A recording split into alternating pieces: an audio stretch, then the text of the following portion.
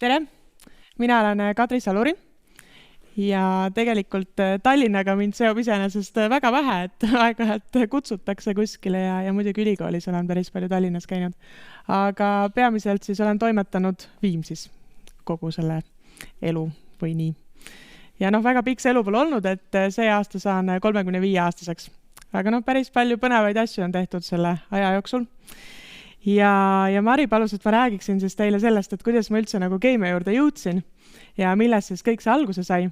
See on kusjuures hästi huvitav, sest et ma arvan, et see võis olla 2 kuud tagasi, kui Tallinna Ülikooli eluprojekti raames taheti minuga teha intervjuu enam-vähem samal teemal, et miks ma läksin keemiat õppima ja miks ma umbes seda pooleli jätnud, sest et see on ju nii hirmus. Et ma ei tea, ma ei oska nüüd kommenteerida, kui hirmus miski on, ilmselt see oleneb inimesest endast. Aga juba siis ma mõtlesin, et kust see idee üldse pärineb.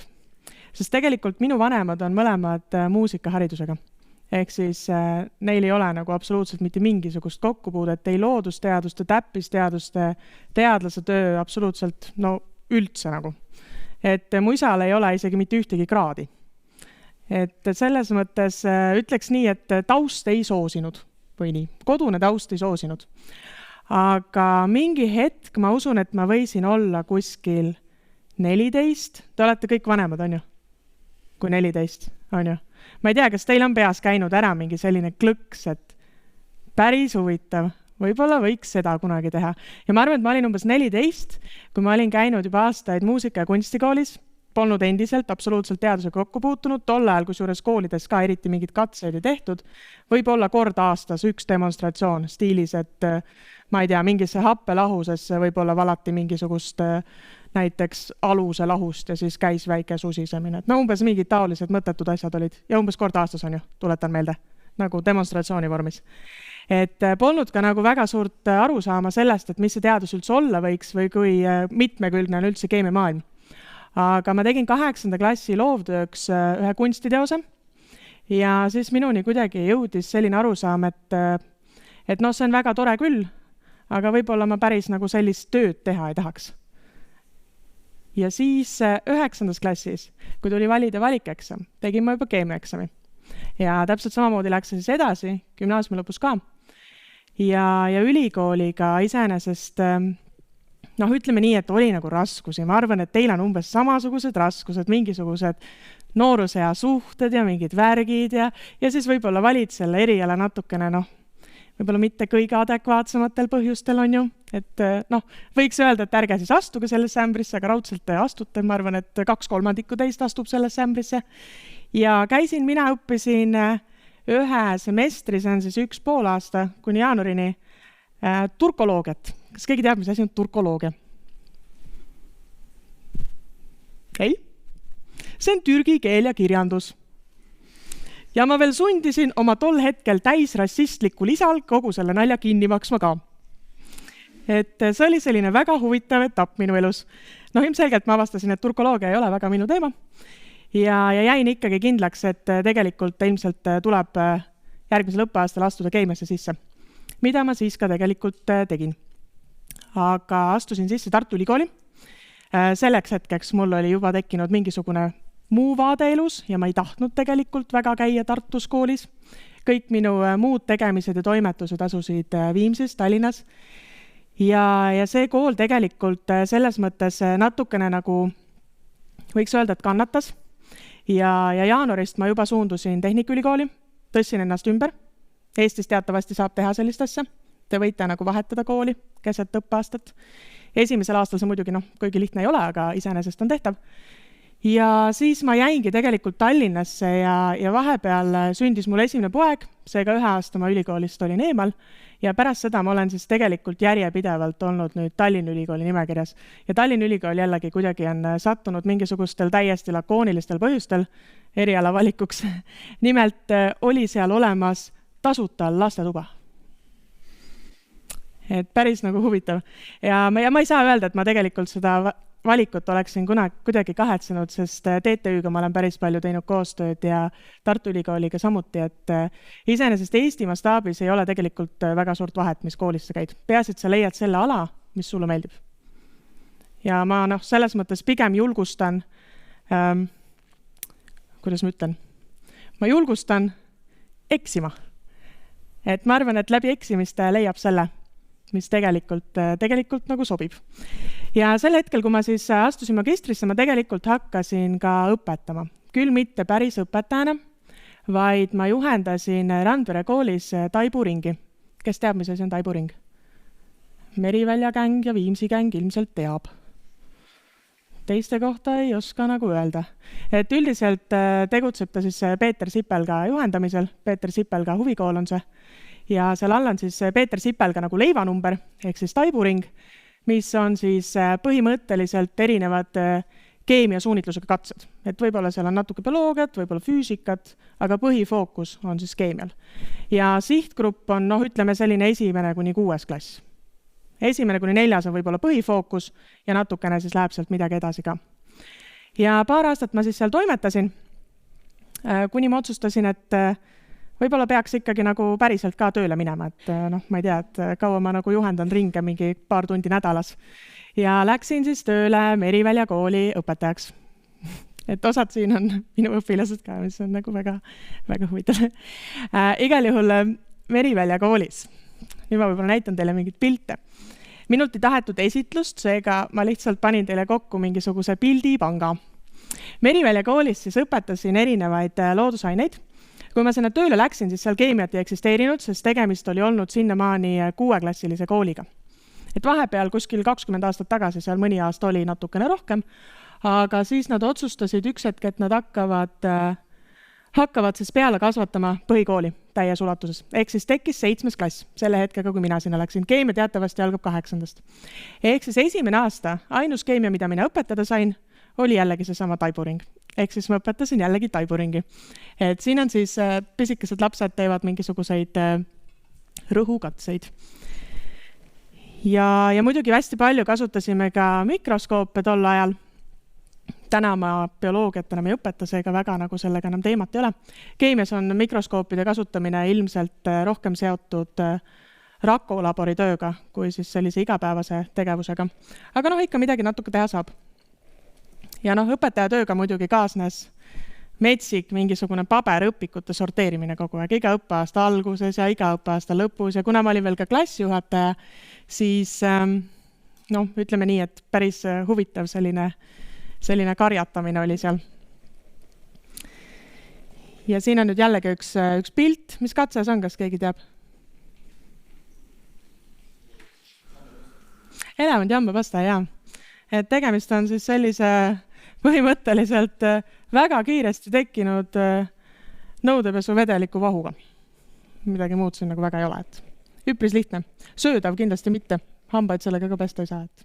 Vahepeal tekkis selline võimalus, et Merivälja koolis töötades osalesime me rahvusvahelises kosmoseprojektis, kus siis õpilased said minna Hollandisse. Ja seal Hollandis nad käisid päriselt simulaatoris, nagu nad oleksidki olnud päriselt siis rahvusvahelise kosmosejaama pardal. Teate, mis asi on rahvusvaheline kosmosejaam? See International Space Station, ISS, lendab meil siin üle kogu aeg, iga natukese aja tagant. Ja seal on siis 6 meeskonnaliiget kogu aeg erinevatest maailma otsadest põhimõtteliselt. Et see on siis kõige suurem kosmoseprogramm tegelikult, mis maailmas eksisteerib, sest et sealt võtavad osa praktiliselt kõik riigid, kellel üldse on mingisugune huvi kosmose uuringutesse panustada. Ja tänaseks päevaks, tol hetkel, kusjuures Eesti ei olnud Euroopa Kosmoseagentuuri liige, aga tänaseks päevaks on, ehk siis idee poolest teil on ka kõigil võimalus jõuda kuskile taolisesse kosmosejaama tööle. Aga selle programmi raames tegelikult oli hästi vahva see, et lapsed said käia ja tutvudagi mingisuguse sellise maailmaga, mida tegelikult tol hetkel Eestis absoluutselt ei olnud olemas. Et sealt siis tekkis mulle mingisugune selline väike nagu kokkupuude rahvusvaheliste projektidega. Ma lõpetasin oma magistrikraadi 2017 ja bakalaureuse äkki vist 2013. Bakalaureuse kraadiga läks selles mõttes hästi, et ma nominaalajaga tegin põhimõtteliselt sama palju punkte, nagu oleks võinud 5 aastaga teha. Nominaalajaga 3 aastaga siis, ja veel sünnitasin keset kraadi. Siis magistri ajal ma nagu väsisin veidikene ära ja siis juba tundus, siis ma käisin muidugi tööl ka täiskohaga, et see tegelikult ilmselt andis suure osa sellest tempo aeglustumisest. aga terved kraadid ma tegelikult olen tegelenud siis polüsahariidide keemiaga. Ehk siis ma olen eraldanud vetikatest, mul on siin kaasas ka, see ei ole tegelikult üldse see, mida mina uurin, see on hoopis pruun vetika polüsahariid. Alginaat on ta siin meil, naatriumalginaat. Mina tegelikult siis uurin hoopis agaroosi tüüpi polüsahariide, ehk siis põhimõtteliselt seda, mida Eestis Kalev kasutab marmelaadi tegemisel. Ja kusjuures see, mida Kalev kasutab, see on kõik toodetud Saaremaal, ehk siis ta ongi täitsa nagu Eesti värk. Aga idee poolest on see nagu sarnane kraam. Mõte on tal tänases maailmas üpris lihtne. Valdav enamus toodangust läheb toiduainetesse. Mis te arvate, milleks? Paksendamiseks, ehk siis põhimõtteliselt mingisuguse struktuuri tagamiseks. Et tagada mingisugust teatavat nagu sellist, võib-olla mingit keeljast struktuuri, jäätistesse pannakse väga palju, et jäätis jääks selline õhuline ja mõnus, et isegi kui jäätis natukene üles sulab, ta ei muutu päris vesiseks, on ju. Ta on ikka selline veidi nagu vahumoodi või selline keeljas, on ju. Võite proovida, sulatage jäätis üles, vaadake, kas saate vee. Et ei saa tegelikult päris, et seal on päris palju erinevaid polüsahariide sees. Ja alginaat on selline hästi huvitav, et temaga saab siis sarnaselt teistele vetika polüsahariididele teha siis päris kõva keeli. Et nagu te näete, siin on ta 2%. Ta on viskoosne, ta on selline paks, nagu liimjas, aga ta ei ole kindlasti mitte päris tahke. On ju? Kuidas tundub? Ja, päris nagu tõsine katse on see siin tõepoolest, et nagu selline. Ja tegelikult siis inimesed on päris nutikad, et aeg-ajalt avastavad mingisuguseid imelikke asju. Ja alginaatide puhul on näiteks kindlaks tehtud, et kui sa lisad siia erinevaid katijoone, kes teab, mis on katijoon? Positiivne joon, väga hea. Ehk siis kõik leelis ja leelis muldmetallid kõlbavad, on ju? Eks? Et kui sa lisad siia mingisuguseid katijoone, siis juhtub selline lugu, et see taheneb ära, saadki täiesti kõva keeli. Ehk siis mul on siin kaasas ka kaltsiumkloriid näiteks. Kas see võiks sobida või? Kaltsium võiks sobida või? Kaltsium on kation või? Kloor on muidugi anion, jah, tegelikult. Aga anion kahjuks ei tee midagi, et on juba tõestatud täiesti edukalt ära, et ainus, mis töötab, on kation. Et tegelikult siis alginaadil ja ka paljudel teistel polüsahariididel on hästi palju negatiivselt laetud osakesi ja neil oleks sinna vahele siis vaja mingid pisikesi positiivseid joonikesi ja siis nad tekitavad, selle kohta tegelikult öeldakse munakarbi struktuur, nagu see sama munakarp siin. Ehk et sul jäävad sellised pisikesed kohad, kus on siis need väiksed kationid ja seal ümber tekib polüsahariidide võrgustik. Need polüsahariidid, mida nüüd mina uurin, nendest polüsahariididest on siis tehtud terve see ketas siin. Siin taga on minu enda sõrm, ehk siis see ketas on hästi pisikene, me kutsume neid laboris tablettideks ja keskelt on ta siis ära põlenud, sest ma üritasin infrapunakiirega sealt nagu mõõta tema siis infrapunaspektrit, aga kahjuks natukene liiga intensiivne sai see asi, et igasugu asju tuleb ette üldiselt katsete käigus. Ja nende polüsahariididega saab tegelikult väga palju huvitavaid asju teha, et lisaks toiduainetööstusele nüüd viimased 20 aastat on uuritud mõju organismidele, ehk siis biotoimeid. Ja teada on, et väga palju inimesed söövad erinevaid polüsahariide, ehk siis täna on juba küsimus, et kas see kuidagi mõjub seedetraktile näiteks. Et on näha, et nahale ta mõjub hästi, et Koreas tehakse hästi palju erinevaid kreeme, kus on sees mingisugused kohalikest vetikatest pärit polüsahariidid.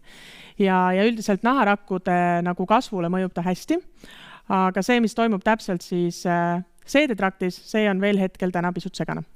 Et konkreetselt minul hetkel käibki praegu katse, kus mul on siis paralleelselt 2 erinevat rakuliini.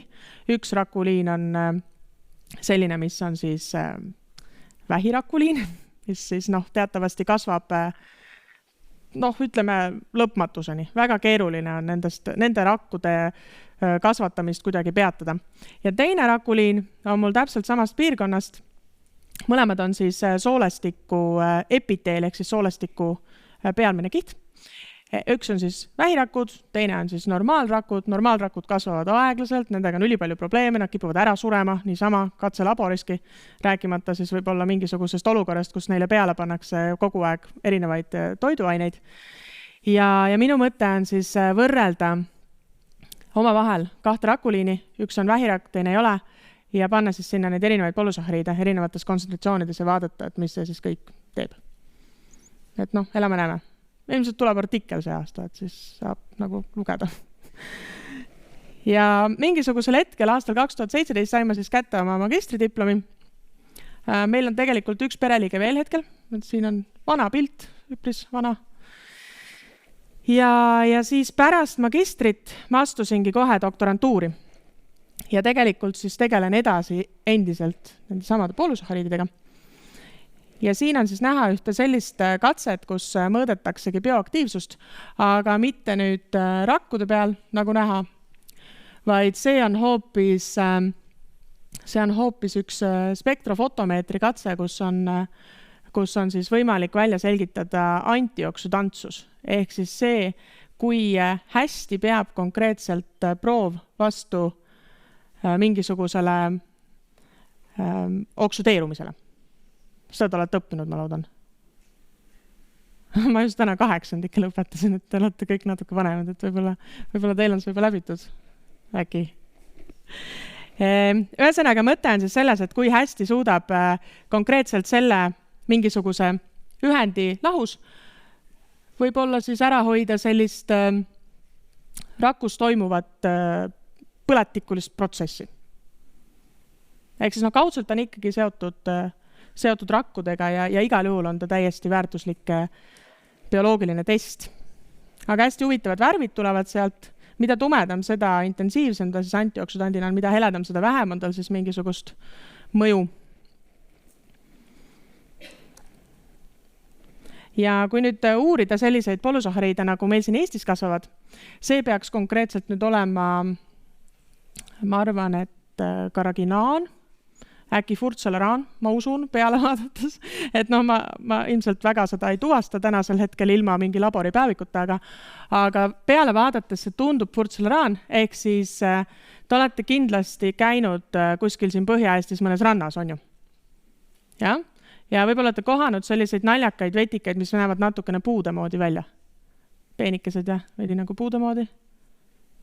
Nad on üldiselt tavaliselt randa jõudes juba natukene lagunenud, nad väga punased enam ei ole, aga oma olemuselt on nad tegelikult punavetikad.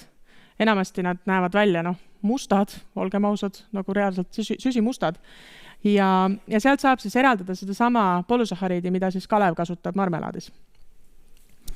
Et selline väga huvitav, ka keelistub hästi, et juba näha, et kui ta on lihtsalt selles mõttes eraldamisprotsessis juba keeljas. Pealt vaadates siis selline, et mullid on seal muidugi ka, jah, aga hästi palju tehakse polüsahariidide uurimustööd Aasias. Et Jaapan on tõenäoliselt juhtival kohal. Hiinaga on hästi raske koostööd teha, sest et neil on enda inimesi teatavasti väga palju. Olete võib-olla kuulnud, palju Hiinas inimesi elab. Et kui nende juurde tahta minna näiteks 9 võib-olla semestriks või 9 õppeaastaks, mis on eestlase puhul hästi tavaline. Eestlane tavaliselt tahab minna 9,5 aastaks või 9 aastaks vahetusõpilaseks kuskile, siis Hiinas tavaliselt tuleb taoline vastus, et meil on kohad täis, kui tahad, siis astu sisse. Et mis teha on ju. Üldiselt teiste riikidega ei ole nagu probleeme kohanud. Mis siin siis toimuda võiks? See on norilehtede esimene etapp, jah, kui nad on mere pealt tulnud just. Ja siin, see vist äkki see on vakaamesalat. Teate, mis on vakaamesalat? Jah, siia jõudes on ta väga üle suhkrustatud juba ja värvitud, aga idee poolest pärineb ta sageli Lõuna-Koreast. Räägime kuulajatele ka, et me näeme midagi väga vigast. Jah, vetikamass, mille otsas siis kummikutes mehed trambivad näiteks ja võib-olla riisuvad aeg-ajalt midagi. Ja edasi need lähevad siis sellisesse, võiks öelda, et sõelarull, mis siis käib niiviisi ringi ratast ja seal see siis hekseldatakse ära ja natukene siis saab ta sedasi ühtlasemalt segatud. Siin edasi tuleb siis jälle mingisugune tööstuslik seade, mis liigutab siis seda proovi edasi.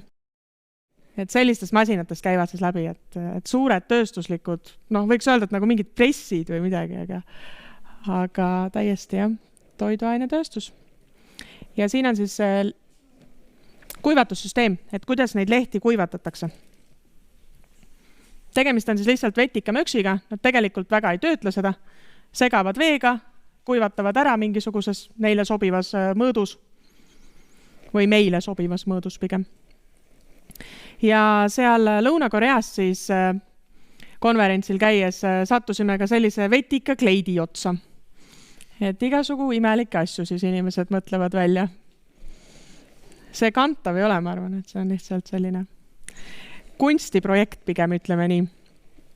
Ja seal oli Londonist üks tudeng, kes uuris erinevaid materjale, millest siis kangaid saab teha ja ta üritas siis erinevatest vetika polusahariididest ka kangaid teha. Meie enda EKA tudengid siin ka aeg-ajalt katsetavad selliseid asju, aga nad päris nagu kangast võib-olla võiks öelda, et ei tee, et nad siin üritasid teha kunstnahka näiteks. Meil oli üks projekt nendega, kus me siis tegime moodsaid materjale ja tulid siis erinevad sellised võib-olla natuke nahkjad materjalid neil. Ja siis nüüd see aasta, mis just lõppes, kutsuti mind Viimsis teaduskooli, ütleme siis, aitama asutada või midagi sellist. Ja alguses ma siis aitasin neil kokku panna õppekavasid, leida inimesi sinna. Ja kui tuli direktoriks kandideerimise aeg, siis ma muidugi kandideerisin ka. Ja mingisugusel imelikul põhjusel sattus nii, et ma juhtusin nagu valituks. Ehk siis tänasel päeval olen ma nüüd juba 7 kuud vist, olnud Viimsi teaduskooli direktor. Et see on nüüd huvikool. See ei ole põhikool ega gümnaasium ega lasteaed ega midagi, et see on huvikool, mis siis tegelikult pakubki tegevust lasteaedadest ülikoolini välja ja meil on siin olnud ka mõni täiskasvanutele suunatud kursus, et nüüd jälle tuleb ka üks. Et vaikselt niiviisi areneme, et hästi noor kool.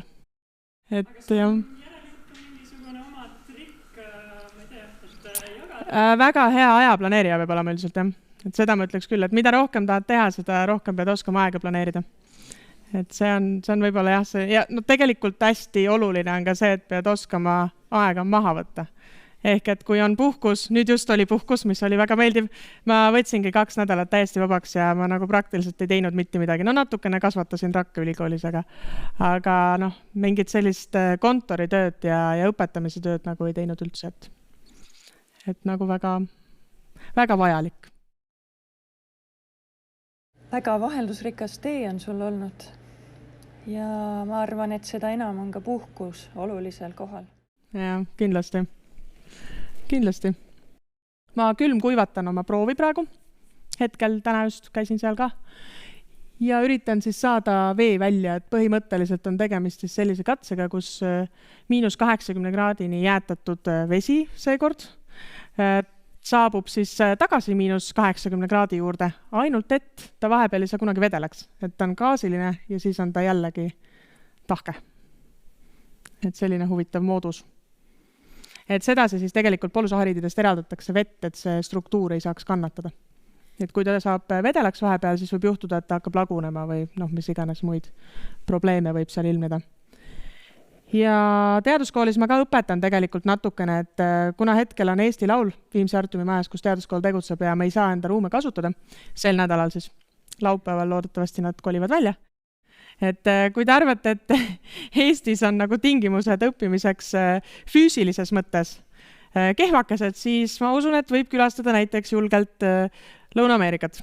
Ja ma arvan, et see Kagu-Aasia ajab ka asja ära täiesti, et jah, väga nagu ei erine. Et see kraanikauss on näiteks selline huvitav, lupjunud täiesti.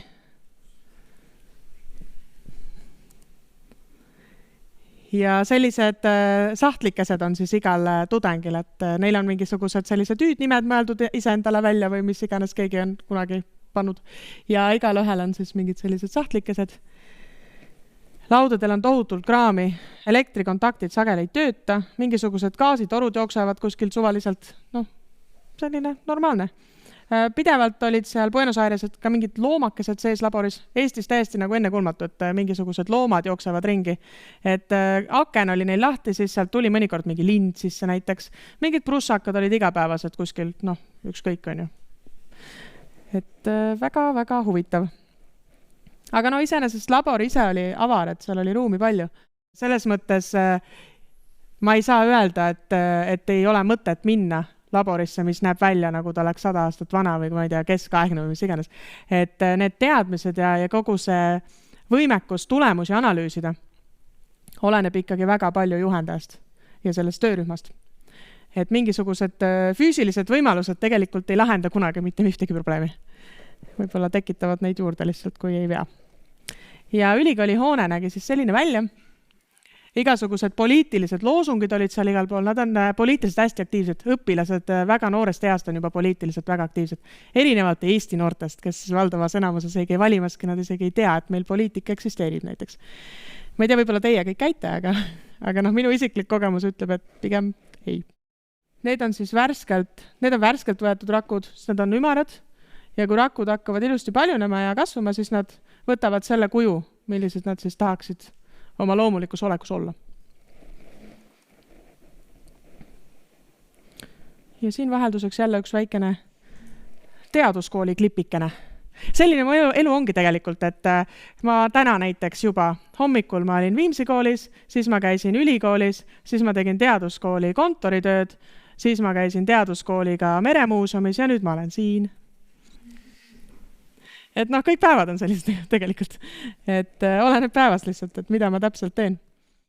Ma tahaks, et keegi küsiks midagi võib-olla. Nii? Mis puhul kasutatakse želatini,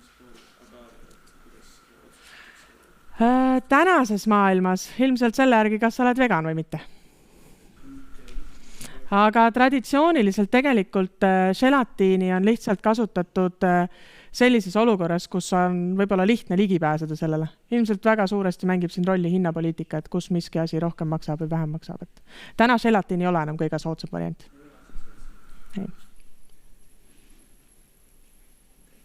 Kas tekkis mingeid küsimusi veel? Miks valisid toiduainete keemia? Tegelikult jah, seda nagu naljakat seika ma ei rääkinud tõesti jah, et kui ma käisin 2. aastal bakalaureusõppes, tänase päevani tegelikult on Ruth Schimmo, Loodus- ja Terviseteaduste Instituudi direktor Tallinna Ülikoolis siis.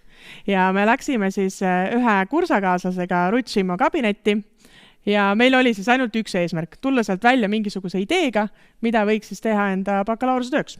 Et meil oli vaja teemat, meil oli vaja juhendajat ja meil mõlemal on ju, mitte ainult minul, vaid tal täpselt samamoodi. Ja meil oli kindel siht lõpetada nominaalajaga. Ehk siis selle jaoks sa pead kindlasti 2. aasta kevadeks olema raudpolt teema ära valinud. Juhendajaga suhelnud, sul peab olema kõik paigas, sest sul on ainult 1 aasta veel aega kõik ära teha.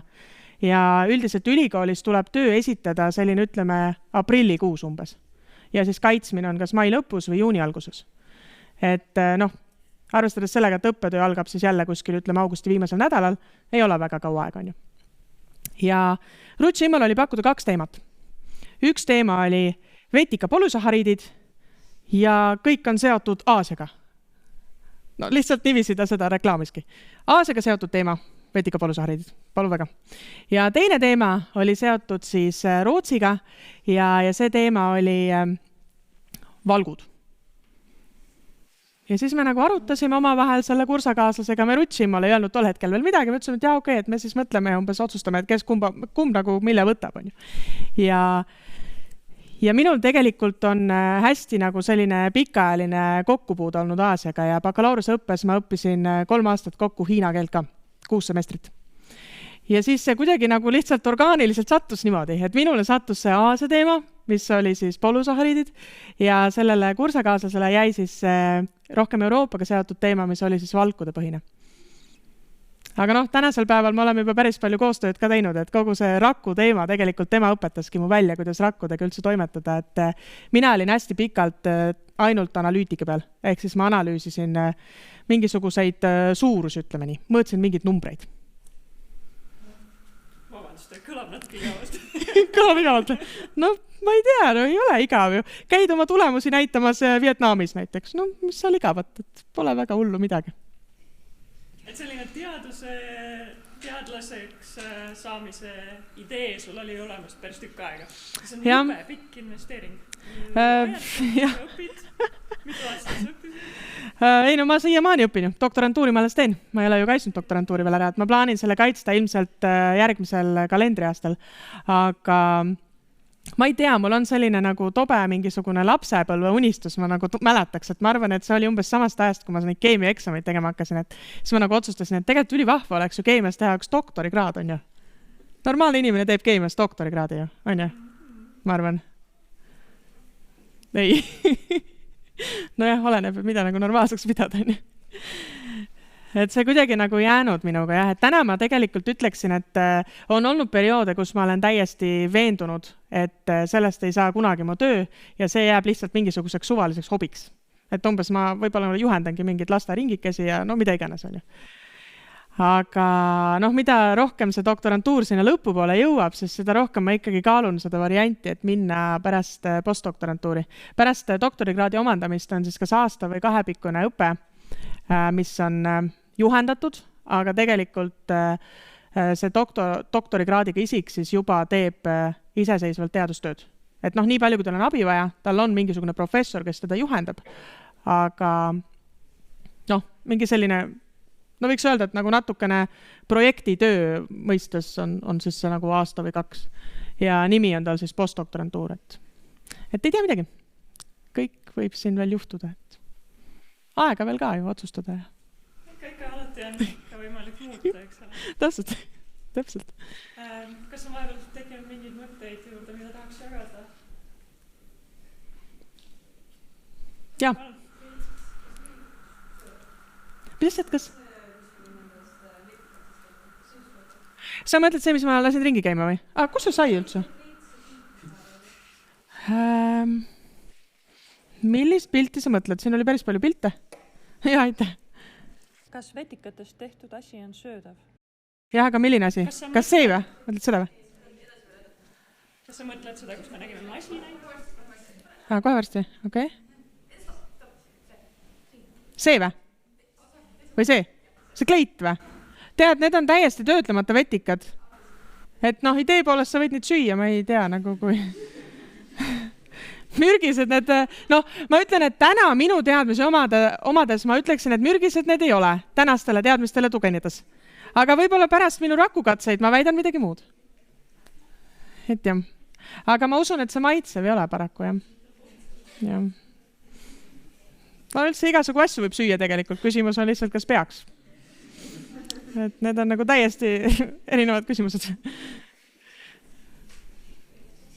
Kas me teeme siis majoneesi ka või? Plaanis jah, meile majoneesi näidata. Et ma näitaks teile siis ühte sellist väga lihtsat toiduaine keemiakatset.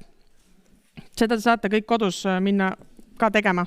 Eeldusel, et teil on mingi mikser, et kahvliga see vist päris nagu ei tööta. Võib-olla vispliga saab ka. Ma ei ole vispliga, proovin küll. Noh, ma ei saa lapse lukku lahti. Ilmselt ei ole veel piisavalt suureks kasvanud või siiski. Nii, et teil on siis vaja mingisugust veepõhist vedelikku, on ju. Antud hetkel on meil siin üks äädikas. Ja mingisugust õlilist komponenti. Võite teinekord vaadata, kui palju on majoneesides rasvasid. Mis te pakute? Protsentuaalselt. 80 ei ole nagu väga kaugel kusjuures. See Hellmansi traditsiooniline majonees on circa 70% rasva. Ehk siis õli.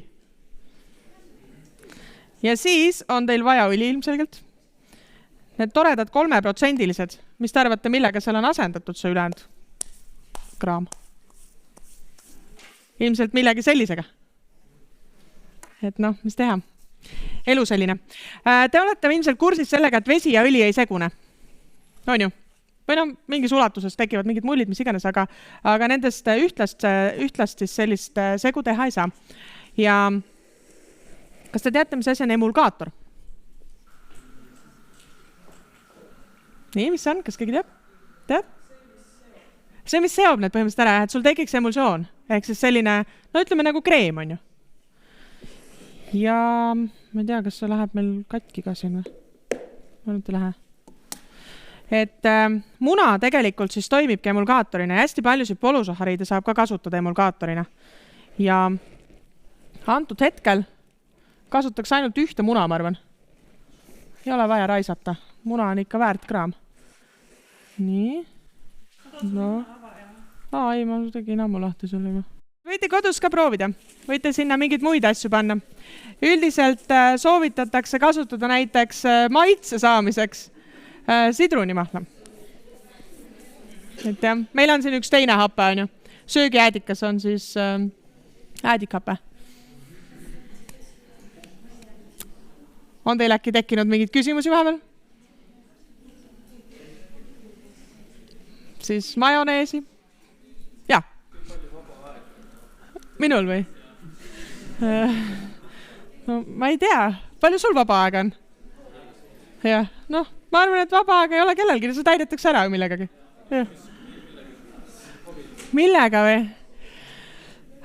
Jah, tänasel päeval ma pean ausalt tunnistama, et mul ei ole mingeid selliseid nagu hobisid otseselt. Mõnikord ma õmblen mingisugust köögitekstiili või mingisugust laudlina või jah, viimasel ajal ma riideesemeid ei ole õmmelnud. Aga mulle meeldib üldiselt Disney Plussi vahtida. Et jah, mis teha? Et selline, ma ikkagi nimetaksin ennast väga laisaks inimeseks tegelikult. Et siis on sellised laisa inimese hobid, on ju. Disney Plus ja Netflix ja.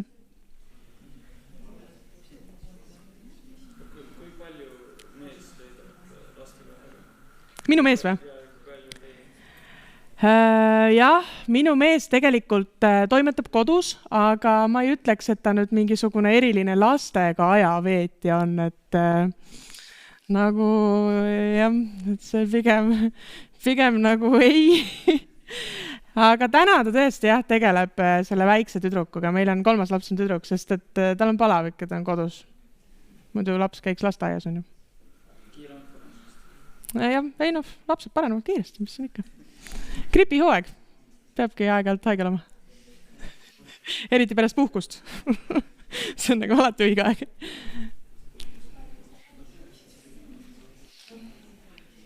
Vot. Jah. Öelge lõpetuseks veel üks äge fakt. Äge fakt.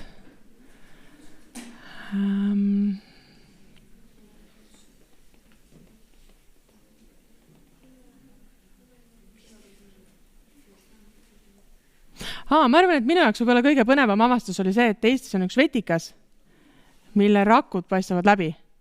Ehk siis, kui sa võtad selle märjalt kätte, siis sa näed, kuidas need rakud on üksteise küljes niiviisi, järjest niiviisi.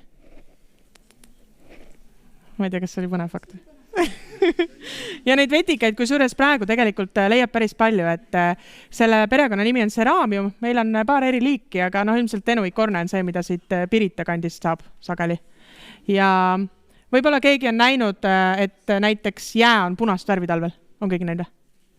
Mõnikord meedias kirjutatakse sellest, et issand jumal, et jääl on keegi ära surnud, et jää on punane, ma ei tea, verine, aga tegelikult see on see sama vetikas. Ja kuna need rakud tal lagunevad hästi kergesti, siis lihtsalt tuleb välja kogu see pigment temast. Ja jääb siis sinna jää peale.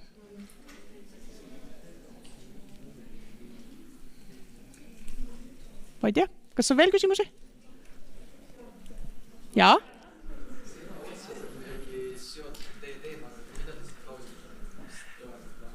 Mis asjad, mida? No ma võin selle sisu sulle annetada. No aga võib-olla on huvi see võtta siis endale siiski. Ilmselt ma kardan, et see meil läheb kraanikaussi vist. Kui on vabatahtlik ja aga palju. Et keemias ei tohi siis ohtlikke jäätmeid vaada kraanikaussi, eks ole? Selles ei ole ohtlikke jäätmeid, et selle võib panna kraanikaussi küll, julgelt.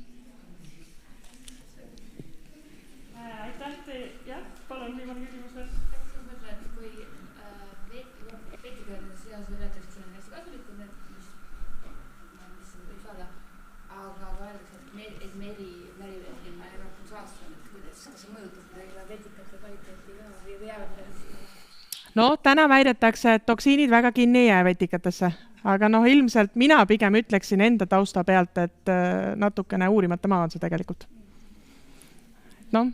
Elame näeme.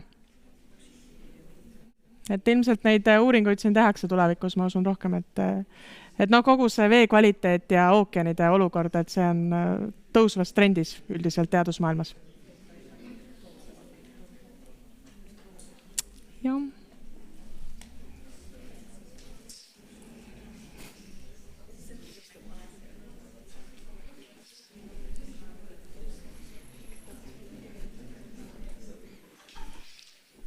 No nii.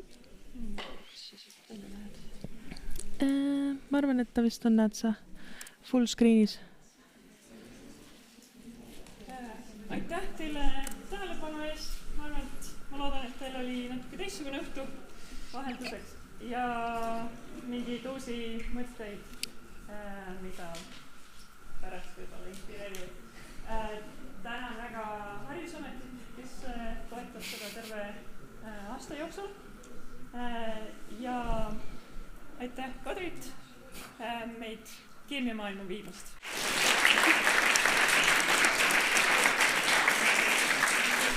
Thank you.